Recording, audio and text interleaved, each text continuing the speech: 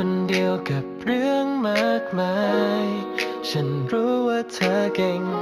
แต่ก็อาจจะไหวไม่ไหวไม่เป็นไรนะถ้าอยากร้องไห้ก็ร้องออกมาฉันไปกอดเธอไม่ได้ในตอนนี้แต่ฉันส่งหัวใจไปอยู่ข้างเธอทุกคืนเหมือนดาวที่ส่องในคืนที่มืดมิดจะมีฉันอยู่เคียงข้างเธอไม่หายทุกอาการเธอจะไม่ต้องเผชิญเพราะรักนี้จะเติมเต็มใจเธออาจจะรู้สึกเหนื่อยล้าโทษว่าเธอไม่ต้องกลัวจะมีฉันอยู่นี่แม้ทางจะยากยังมีแสงนำทางเพียงเธอเชื่อใจให้นานๆทบทวนฉันไป